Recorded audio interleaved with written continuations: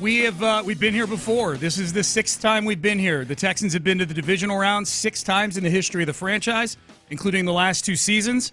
And each of those 6 times, we are left wondering what needs to happen in order to get to an AFC title game. And you look at tonight's game, or today's game, which bled into tonight, and if you had told me before this game that the Texans would outgain the Chiefs by 124 yards, that they would gain 150 yards on the ground in this game, that Joe Mixon would go for nearly 100 yards, went for 88 yards on 18 carries, that the Texans would outpossess the Chiefs by nearly 7 minutes of clock time, 10 of 17 on third down. These are all key indicators where I would go, well, they won this game. But unfortunately, a combination of the Chiefs coming up big in situations where if you just give them a little bit of an inch, they take a mile. And I will say this too, a combination of that, and yes, all of you fretting and chewing your nails about the referees throughout the week, where I had said, hey man, live your life a little bit better. Get excited for the game. Don't worry about the referees until you have to.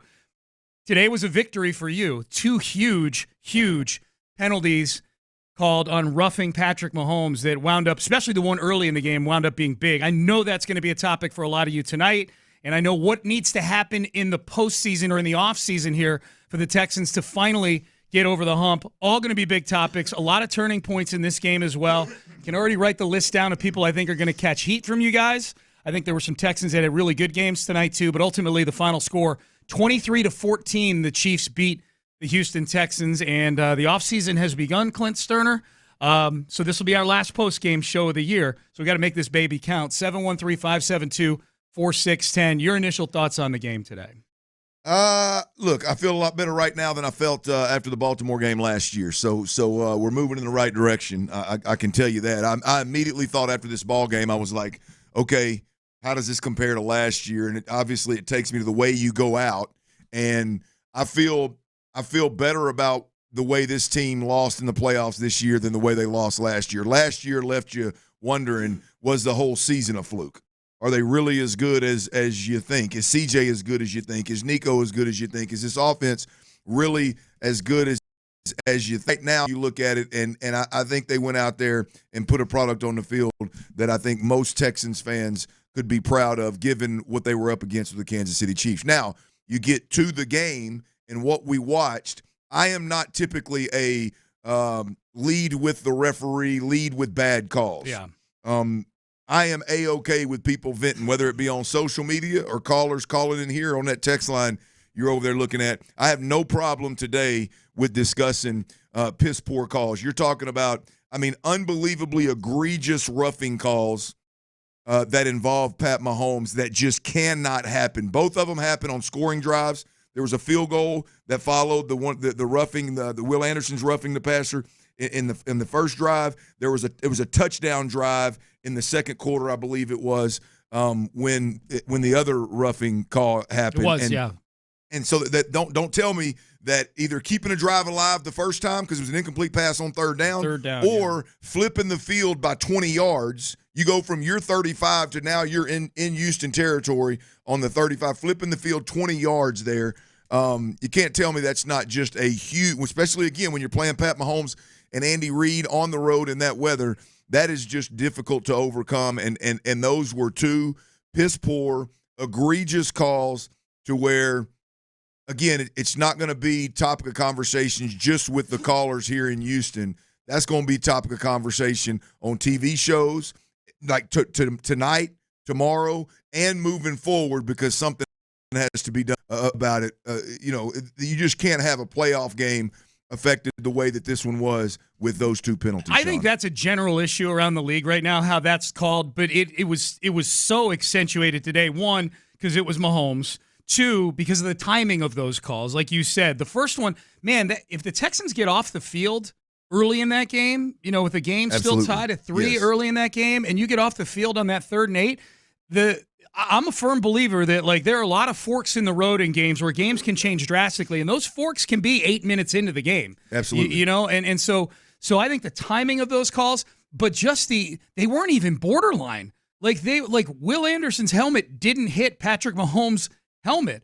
Henry To'oTo'o, he went helmet to helmet with his teammate, his own player. Yeah, it was crazy. So And I hate that. And as I'm watching these, I'm like, my least favorite kind of radio is referee blaming radio. Right. Because Sorry I led with that, but I can't help it. No. I know you and I are on the same page with this thing, man. Like, those were two massive calls in this game.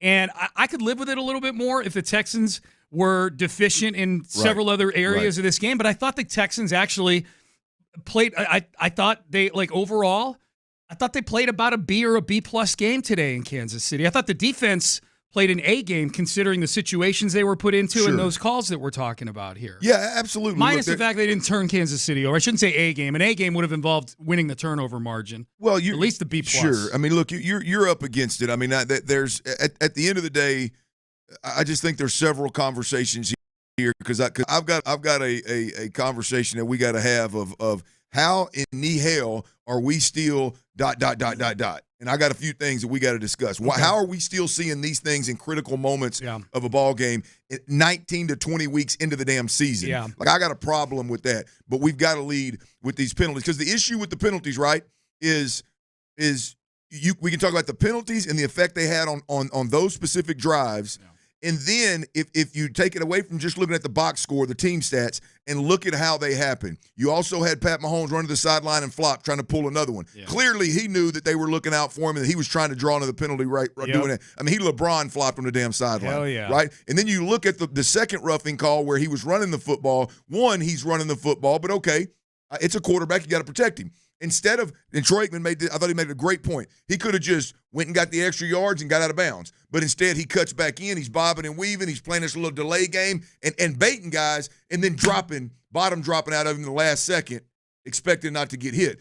All in all, I think they were bull jive calls. I think it's exactly like what Pat Mahomes did today is exactly what you're trying to get out of the game. Yeah. Not the slide late, not the egregious hit. What you're trying to get out of the game is exactly what Pat Mahomes did today. And he's clearly aware of what he's doing because he's flopping like LeBron on the sideline. And here's the other thing. I don't know the rule. This is the first time I've ever heard Troy Aikman and I guess it was Joe Buck talking about, the officials could overturn the call on the roughing call on the field. I don't know how you don't overturn both of those calls. Both. They were both.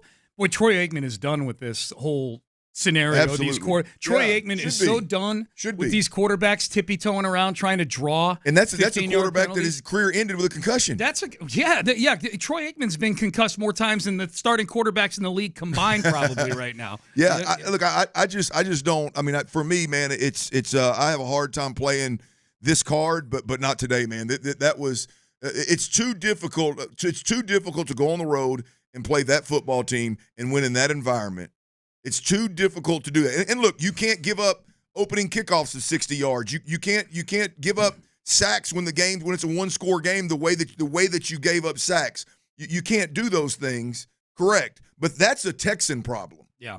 The ref things should not be a problem. Right. The bad calls should not be a part of the game. So miss me with you attempted a 50-plus yard field goal and missed it and gave Pat Mahomes the ball and your field goal missed it, your field goal kicker missed an extra point and you did this and you did that. Those are all Texans things, all good and fair. We can talk about that at any given time. That's part of the game. It's the players are responsible for it. This crap with these officials, and given the fact that it could have been reviewed, it just shouldn't happen. Yep.